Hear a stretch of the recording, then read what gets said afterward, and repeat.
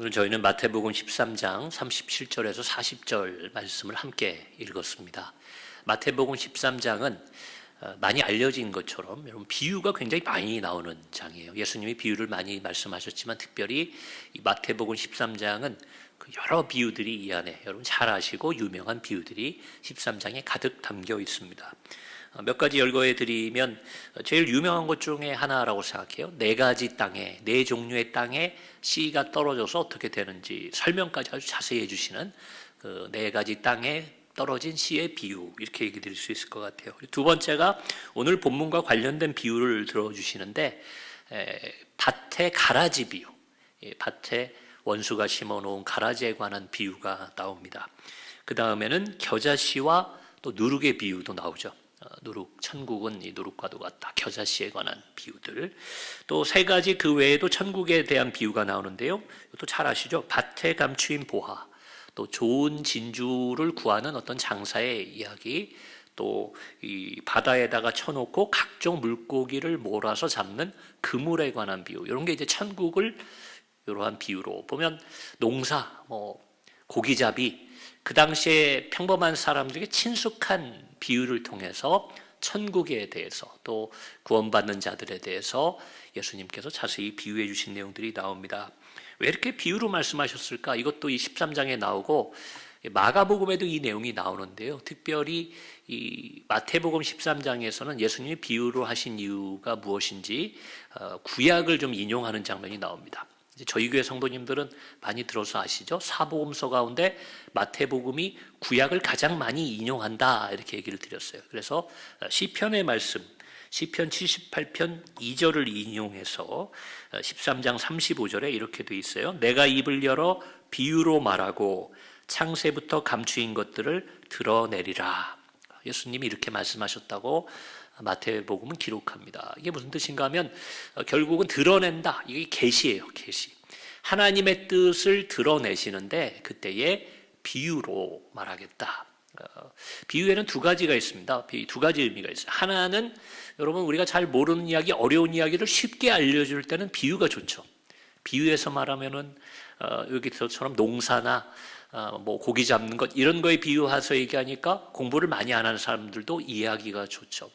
또 하나는 비유로 말하면요, 그 안에 직설적인 내용들을 좀 알아듣기가 어렵습니다. 그래서 과거에 보면 신문 같은 거 보면 좀 풍자하는 만화 같은 경우에 보면은 그 내용을 좀 알만한 사람들은 그걸 참 재밌게 보는데 모르는 사람들은 이 만화가 무슨 내용이야 하고 넘어갈 수 있어요.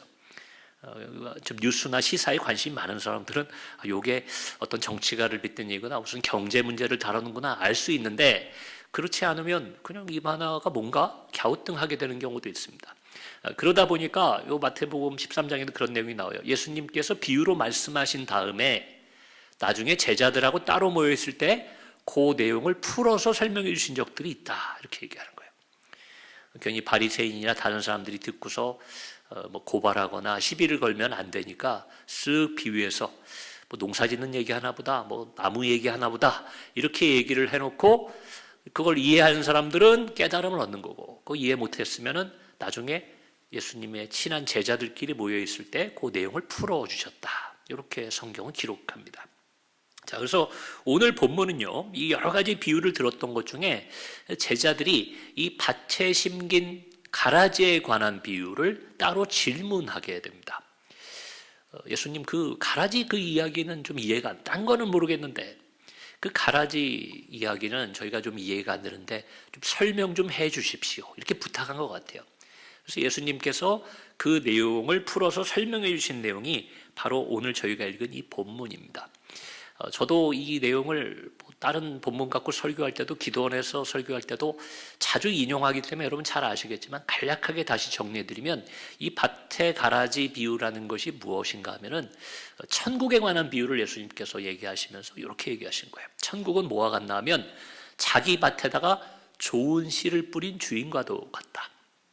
천국이라는 곳은 이제 좋은 곳이잖아요. 우리가 어떤 곳인지 구체적으로 알 수는 없지만 그곳에는 주인이 좋은 씨를 뿌려놓은 그 밭과 같은 것이 천국이다, 이렇게 얘기가 시작됩니다. 자, 근데 밤에 잠을 자는데요, 좋은 씨를 뿌려놓고 주인이 잠을 자는데 그때 원수가 와가지고 원수는 우리가 뭐 비유로 얘기하면 뭐 이웃집 사는 사이가 안 좋은 사람일 수도 있고요.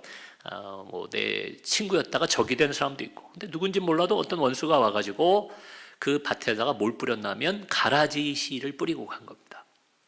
일부러. 참 이 나쁜 사람들은요, 어떤 때 보면 나쁜 짓을 참 애를 쓰면서 하는 사람들이 있어요. 참 부지런한 사람, 악하고 부지런한 사람들이 있습니다. 여러분, 가라지 씨를 뿌릴 이유가 없잖아요. 먹는 것도 아니고, 오히려 그게 뿌려져 있으면 안 좋은 건데, 그걸 어디서 씨를 또 구해다가 일부러 와서 그것도 한밤중에 잠도 안 자고 그런 악한 사람이 있었나 봐요. 그 가라지 씨를 뿌리고 간 겁니다. 몰라요. 씨앗이라는 건 뿌려놔도 모릅니다. 그런데 뭐라고 하냐면 열매를 거둘 때쯤, 열매가 다 익을 때쯤 돼서 보니까 이 주인의 하인들이 밭에 나가 보니까 가라지가 다른 곡식하고 함께 자라 있는 거예요. 그때는 아는 거죠. 그때는 보이는 겁니다. 그러니까 주인에게 와서 우리가 좋은 씨만 심었는데 어찌하여 가라지가 났습니까? 그러니까 주인이 얘기하죠. 아마도 원수가 와서 뿌리고 갔나 보다. 그러니까 이 하인들이 뭐라고 그래요? 그럼 우리가 지금이라도 저걸 좀 뽑아버릴까요? 뽑아버릴까요? 잡초 제거하는 거지. 근데 주인이 얘기합니다. 그거 뽑다가 알곡까지 같이 뽑히면 안 되니까. 그러면 안 되니까 어떻게 해요? 그냥 추수 때까지 뒀다가 다 함께 추수하자는 거예요. 다 거둡니다. 다 거둔 다음에 그 다음에 분류해서 그것도 분류해가지고 어떻게 하냐면 단으로 먼저 어떻게 하는 가라지 먼저 단으로 묶어요. 다 묶어가지고 불사르게 데워두고 알곡은 내 곡간이라고 합니다. 내 곡간 안으로 잘 들여놓자. 이렇게 얘기하는 게 이 비유였어요. 여러분 잘 아시죠? 이게 어떤 내용인지. 그러나 이제 제자들은 갸웃갸웃했던 것 같아요. 다른 거는 좀 알겠는데 밭에 감추인 보아라 뭐 이런 건 좀 알겠. 이건 무슨 뜻입니까? 예수님께서 오늘 본문에서 쭉 풀어 주십니다. 그래서 좋은 씨를 뿌리는 이는 인자다. 여러분 인자라고 나오는 표현 사람의 아들 이렇게 번역이 되는 건데 이건 성자 하나님 예수 그리스도를 의미합니다. 예수님이 천국이라는 건 뭐냐? 예수님이 씨를 뿌리는 거예요. 예수님께서 사람들을 심는 건데 이때의 밭은 뭐냐? 그 밭은 지금 우리가 살고 있는 이 세상입니다. 더 거창하게 얘기하면 온 우주가 이 밭이 되는 거죠. 그리고 좋은 씨는 천국의 아들이다 이렇게 얘기해요. 오늘날로 말하면 신자들이 됩니다. 제가 단서를 하나 붙일게요. 참 신자, 진짜 신자. 교회에 그냥 등록돼 있는 신자 아니고 진짜 신자가 천국의 아들이고 가라지는 악한 자의 아들. 한 밭에 들어가 있으니까 이 악한 자의 아들이라고 말하는 이걸 뭐 심하게 말하면 무섭게 말하면 마귀의 아들, 뭐 사탄의 아들 이렇게도 얘기하겠지만 요즘식으로 얘기하면 세상 사람입니다. 세상에 속한 자들, 땅의 권세를 잡은 자가 사탄이기 때문에 악한 자, 마귀의 자녀들 이렇게 얘기하면 그것은 세상에 속한 자들을 의미합니다. 그들이 다 지금 이 세상 한 밭에 있어요. 심지어는 여러분 여러 번 얘기 드렸습니다. 교회 안에도 우리 교회는 없기를 바라고 없다고 저는 믿고 묵혀하지만 여러분 교인들 가운데도 이 땅의 교인들 가운데에도 분명히 추수 때 알게 되는 가라지들이 있다 이런 이야기를 많이 드렸어요. 이제 그런 비유입니다. 그 뿌린 원수는 누구냐? 당연히 마귀 사탄이고 이게 중요합니다. 추수 때라는 거예요. 추수 때에 그들을 거둔다고 예수님 말씀하셨는데 추수 때는 세상 끝이다. 정말 마지막 때 그때의 추수꾼 하나님의 명령대로 이 작업을 할 사람들 양과 염소를 나누고 의인과 악인을 나누고 알곡과 가라지를 나누는 천사들이 이 추수꾼이다 이렇게 얘기를 합니다.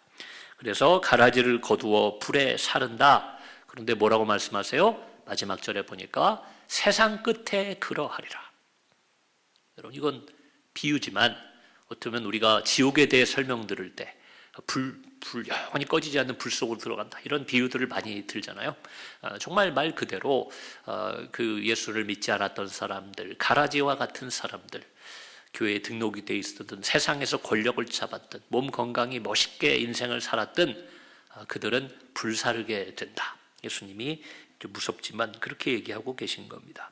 여러분 이 말씀을 믿으십니까?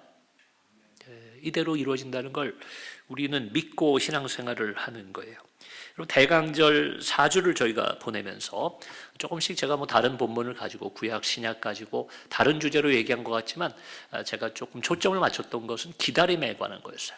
그래서 대강절 혹은 대림절 이렇게 얘기할 때 기다릴 대자를 우리가 쓴다. 그래서 대강절 예수님의 강림을 기다린다. 대림절 예수님의 임재를 기다린다. 결국 예수님 오시는 것을 기다리는 것입니다. 그래서 예수님이 실제로 우리에게 오셨던 성탄절, 그것을 기다리며 기념하는 것이 이 대강절의 의미지만 이것도 여러 번 말씀드렸어요. 동시에 다시 오신다 약속하신 주님의 재림을 기다리는 의미가 오늘날 대강절은 있다. 이 이야기를 드렸습니다. 우리는 우리를 구원하기 위해 오셨던 주님을 기념하는 성탄절도 기다리지만 세상 끝 주님을 기다립니다. 주님이 오신다는 것은 그냥 여러분 일상 속에서도 우리가 영적으로 주님을 모시고 우리의 가정과 또 우리의 문제와 우리의 기도 제목 위에 주님을 모실 때가 있지만 여기서 말하는 주님이 다시 오신다라고 하는 것은 동시에 주님도 기다리지만 뭘 기다리는 거예요? 세상의 끝을, 종말을 기다리는 겁니다. 우리는 그것을 기다려야 돼요. 시작이 있으면 끝이 있는 것, 마지막 때를 우리는 기다리고 있습니다. 그리고 그때에 그 기다림 속에 우리가 기대가 있어요. 이번에 대강절 동안 이 기다림에 관한 얘기를 하면서 제 어린 시절 예화를 한 2번 얘기했던 것 같아요. 아버지를 기다렸던 저의 어린 시절, 아버지 퇴근을 기다렸던 제 어린 시절을 생각하면서, 근데 아버지를 기다리는 거지만 사실은 아버지 손에 들려있던 그 통닭 봉투를 제가 기다렸다. 그 얘기를 드렸어요. 주님이 다시 오시는 거 당연히 우리는 주님을 너무 좋아하죠. 주님을 만나고 싶죠. 주님을 기다리지만 그때의 주님의 손에 들린 통닭 봉투는 무엇이냐? 오늘 비유에 나오는 것처럼 결국 우리가 알곡으로 분류되어 영원한 곳간, 하나님의 곳간, 천국에 아버지의 집에 들어가는 것을 기다리는 겁니다. 성경은 여러 가지 또 예언과 말씀을 통해 얘기합니다. 그것은 고통도 없고 괴로움이 없고 이별도 없고 눈물도 없는 것으로 우리에게 알려져 있습니다. 구체적인 모습은 없지만 여러분, 우리는 이 인생의 고된 인생의 여정, 또 여러 가지 아픔, 상실, 이런 경험들 속에서도 소망을 가지고 그 영원한 천국, 하나님의 곳간을 기대하며 주님을 기다리고 살아갑니다. 여러분, 중요한 것, 그때까지는 알곡과 가라지, 하나님의 자녀와 악한 자의 자녀가 여러분 한밭, 결국 이 세상에서 섞여 살아간다는 것을 기억하셔야 돼요. 참 안타까운 건요, 여러분 분명히 주님 그 얘기를 비유로 얘기하시잖아요. 이 가라지를 뽑다가 알곡까지 뽑힐까봐 걱정한다. 정말 저는요, 목회를 하면서 또 다른 목사님들 통해서 여러 교회 사례를 들으면서 이 말이 굉장히 와닿아요. 아니, 더 심하게 말하면 여러분, 가라지를 뽑으려다가 알곡만 뽑는 경우가 있어요.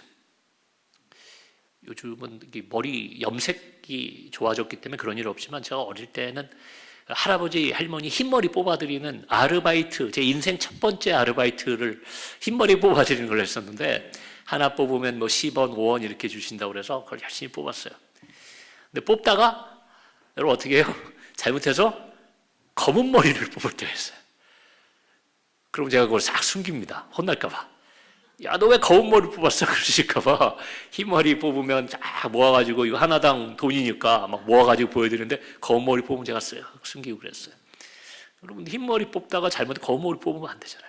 실제 교회 생활을 하다 보면, 여러분, 교회에서 악한 사람들, 하나님 뜻대로 하지 않고 세상 방식으로 교회 안에서 생활하는 사람들하고 다툼이 생기거나 그들과 어떤 문제를 해결하고 노력하다 보면요, 여러분, 그분들은 끝까지 교회에 남는 경우가 많아요. 누가 교회를 떠나느냐? 선한 분들, 마음이 여린 분들, 사랑을 가지고 있었던 분들은 교회에서 이렇게 싸우는 거 힘들고, 또 이렇게 강팍하게 내가 이렇게 있는 게 너무 견디기 어렵고, 그런 분들이 다른 교회로 떠나거나 심한 경우는 신앙을 잃어버리는 경우도 있어요. 알곡들이 다친다는 거죠. 가라지들은 어쩜 그렇게 튼튼한지 모르겠어요. 어쩜 그렇게. 그래서 어려움을 오래 겪은 교회를 가서 제가 강사로 가서 말씀을 전하게 되잖아요. 뭐 다툼도 있었고 갈등도 있었고 어려움이 있었고 시련이 있었던 교회를 가면 어쩜 그렇게 강팍한 분들만 남아있는지 몰라요. 눈빛부터요, 무시무시합니다.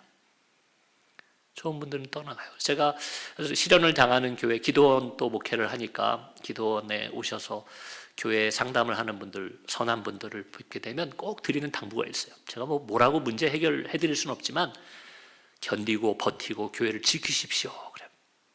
권사님 같이, 집사님 같이 선하고 알곡 같은 분들이 그 밭을 지키셔야 됩니다. 목사님, 그거 힘들어서 교회를 떠나고 싶어요. 그것 때문에 교회 나가는 게 힘들어요. 그분 때문에 어려워요. 근데 제가 함부로 판단하자면 그분이 나쁜 분인데, 그분이 가라지 같은 분인데, 그분 때문에 알곡들이 계속 뽑혀 나가는 겁니다. 그래서 아마 주님께서도 그냥 둬라, 연약한 알곡들 상할 수 있으니까 그냥 둬라 했는지도 모르겠습니다. 그래서 어떤 때는 목회에도 그런 지혜가 필요한 것 같고, 우리 안에 그 알곡들이 좀 힘을 낼 수 있도록 목회를 해야 된다. 근데 어떤 분들은 또 너무 이렇게 가라지만 보는 분들이 있어요. 그래서 제가 그 얘기를 드리는 겁니다. 이 비유를 통해서 그래, 우리가 알곡도 있고 가라지도 있지. 옆집 사람이 알곡이냐 가라지냐. 옆에 교회 어떤 사람 성도들이 저 사람들 가라지 같다. 여러분, 남 보라는 얘기가 아닙니다. 그러다가는 알곡만 상해요. 그러다 보면 알곡만 상합니다. 주님도 그들 그냥 내버려둬라. 그들은 마지막 추수 때까지 내버려둬라. 그러나 반드시 심판이 있다 얘기하신 겁니다. 우리는 뭘 생각해야 되냐면 내가 알곡인지 가라지인지 알고 지내야 된다는 거예요. 곡식은 변할 수 없습니다. 여러분, 가라지 씨에서 우리말에도 그런 말 있죠. 콩 심은 데 뭐가 나요? 콩이 나지 팥은 나지 않습니다. 자, 그런데 여러분, 가라지가 알곡되는 것이 하나님의 능력인 것을 믿으시기 바랍니다. 내가 옛날에는 세상에서 날라리 같이 살았고 또 나는 자격 없는 사람이고, 그런 사람들이 하나님의 손에 붙잡혀서 이 밭에 심기면, 예를 들어 우리 하남중앙교회에 심기면 그분들이 알곡되는 것 저는 믿고 목회하고 있습니다. 여러분, 내가 알곡이 돼야 돼요. 알곡으로 살아가야 됩니다. 왜냐하면 우리가 기다리는 주님이 오시는 그 추수 때 세상 끝에는 알곡과 가라지, 지금은 서로 비슷하게 지내요. 지하철을 타고 밖을 나가보면 알곡인지 가라지인지 모르고 지냅니다. 그러나 마지막 때에는 극명하게 갈리는, 여러분, 그 인생의 마지막이 있다는 것을 기억하셔야 됩니다. 주님의 다시 오심이, 우리가 성탄절을 늘 기쁨으로 기다리잖아요. 그런데 다시 오심이 기쁨이 돼야지 여러분 두려움이 돼서는 안 되지 않겠습니까? 가라지들에게는 여러분 두려움의 날이에요. 내 마음대로 살았던 사람들, 성경에 그런 비유가 많이 나옵니다. 방탕하게 살았던 사람들이 주인이 올 때 여러분 심판받게 되잖아요.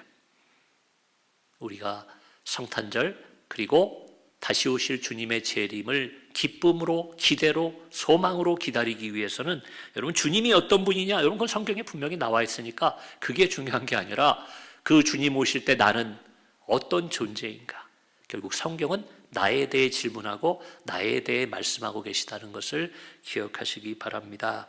여러분, 25일 성탄절 우리가 그날을 기다리고 있습니다. 동시에 여러분의 가정에, 여러분의 삶에, 또 여러분이 기도 제목, 여러분이 바라는 모든 계획 속에 우리 주님이 오시는 걸 기다리고 있습니다. 궁극적으로는 마지막 종말 때에 다시 오실 주님의 재림을 우리는 기다립니다.